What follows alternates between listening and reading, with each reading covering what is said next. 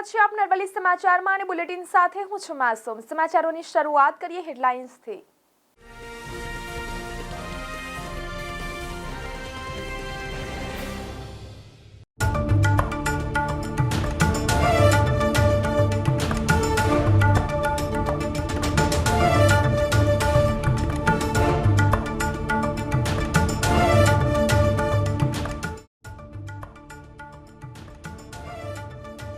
રાજ્યમાં છેલ્લા 4 દિવસથી ગરમીએ તાંડવ મચાવ્યું। મોટાભાગના શહેરોમાં ગરમીનો પારો 40 ડિગ્રીને પાર।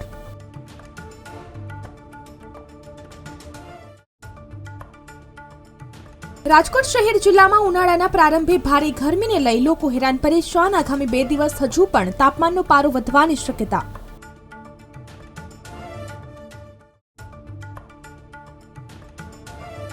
આંદોલન બાદ યુનિવર્સિટીએ નિર્ણય બદલ્યો। 3 વર્ષના કોર્સમાં ફીનો કોઈ જ વધારો નહીં। 4 વર્ષના આર્ટ્સ અને કોમર્સના કોર્સમાં જ ફી વધારો લાગુ।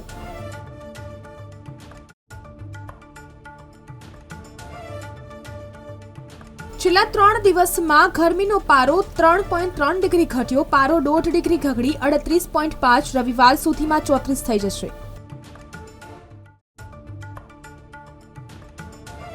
24 કલાક બાદ ગરમીથી રાહત થશે। હીટવેવથી બચવા માટે તંત્રએ સૂચનો કર્યા।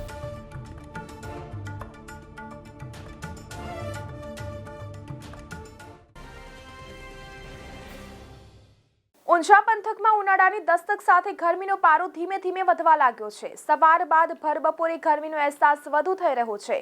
રાજમાર્ગો પર બરફના ગોળા તેમજ લીંબુ શરબત, જ્યુસ અને શેરડીના સિંચોડા જોવા મળી રહ્યા છે। ઉનાળાની આકરી ગરમીની શરૂઆત વચ્ચે ઉત્તર ગુજરાતના 15 જળાશયોમાં 1929.20 MCMની જળ સંગ્રહની ક્ષમતા સામે 754.75 MCM પાણીનો જથ્થો સંગ્રહિત છે। એટલે કે કુલ 39% જળ સંગ્રહ છે। તે પૈકી 34% પાણીનો જથ્થો વપરાશ લઈ શકાય છે। માર્ચના બીજા સપ્તાહથી જ જિલ્લામાં ગરમીનો પ્રકોપ વધ્યો છે। ખાસ કરીને બપોરે 1 થી 5 વાગ્યા સુધી લોકો ઘરની બહાર નીકળવાનું ટાળી રહ્યા છે। આરોગ્ય વિભાગે નાગરિકોને હાઇડ્રેટેડ રહેવા અને ગરમીથી બચવા સાવચેતી રાખવા સૂચન કર્યું છે। ઉત્તર પશ્ચિમ રેલવેના બિકાનેર મંડળના મોલીસર અને ચૂરુ સ્ટેશનો વચ્ચે પેચ ડબલિંગ કાર્ય માટે કામગીરી ચાલી રહી છે। આ કામગીરી બ્લોકને કારણે ભાવનગર ડિવિઝનના ભાવનગર ટર્મિનસ સ્ટેશનથી ચાલતી ભાવનગર હરિદ્વાર એક્સપ્રેસ ટ્રેન મે મહિનામાં જ રદ કરવામાં આવી છે। શિપ રિસાયકલિંગ ક્ષેત્રે દક્ષિણ એશિયાના દેશોનો દબદબો સમગ્ર વિશ્વમાં છે અને દક્ષિણ એશિયામાં ભારતના અલંગનો હિસ્સો મોખરે છે। આગામી જૂન મહિનામાં સમગ્ર વિશ્વમાં શિપ રિસાયકલિંગ ક્ષેત્રે અમલી બનનારા હોંગકોંગ કન્વેન્શનની ખૂટતી કડીઓ જોડવામાં તમામ દેશમાં તડામાર તૈયારીઓ ચાલી રહી છે। ભાવનગર શહેર અને જિલ્લામાં ફાગણ માસમાં જ વૈશાખ જેવી ગરમી અનુભવાઈ રહી છે। સિઝનનું તાપમાન 37.8 ડિગ્રી સુધી પહોંચ્યું હતું। લોકો આ કાળઝાળ ગરમીથી પરેશાન બન્યા છે। દર વર્ષની જેમ આ વર્ષે પણ હોળી ધૂળેટીના તહેવારો બાદ તાપમાનમાં વધારો થવાની સંભાવનાઓ છે। રાજ્યમાં છેલ્લા 4 દિવસથી ગરમીએ તાંડવ મચાવ્યું છે। મોટાભાગના શહેરોમાં ગરમીનો પારો 40 ડિગ્રીને પાર પહોંચી રહ્યો છે। હવામાન વિભાગે અમદાવાદ, ગાંધીનગર, કચ્છ, પોરબંદર અને સુરેન્દ્રનગર જિલ્લામાં હીટવેવની આગાહી કરી છે।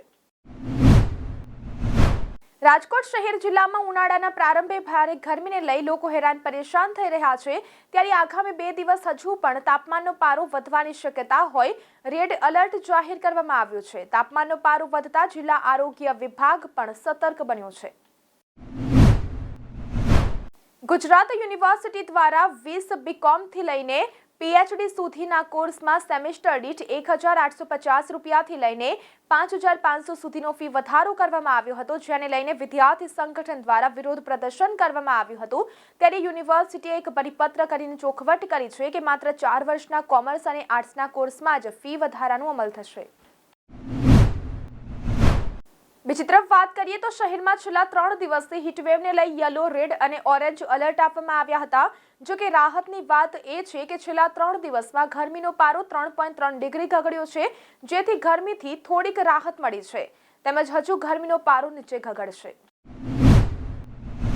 હવામાન વિભાગના જણાવ્યા અનુસાર આગામી 7 દિવસ સુધી વડોદરા સહિત રાજ્યનું વાતાવરણ શુષ્ક રહેવાની શક્યતાઓ છે, જે કે ગુજરાત પર આવતા પવનોની દિશા બદલાઈને ઉત્તર પશ્ચિમ તરફની થઈ છે, જેને કારણે 24 કલાક બાદ ગરમીથી આંશિક રાહત મળવાની શક્યતાઓ છે. હોળી પર્વે રેલવે દ્વારા 13 અને 14 માર્ચના રોજ વડોદરા ડાકોર વચ્ચે પૂનમ સ્પેશિયલ ટ્રેન દોડાવવામાં આવનાર છે. વડોદરા ડાકોર પૂનમ સ્પેશિયલ ટ્રેન વડોદરાથી સવારે 10:40 કલાકે ઉપડશે અને બપોરે 12:05 કલાકે ડાકોર પહોંચશે.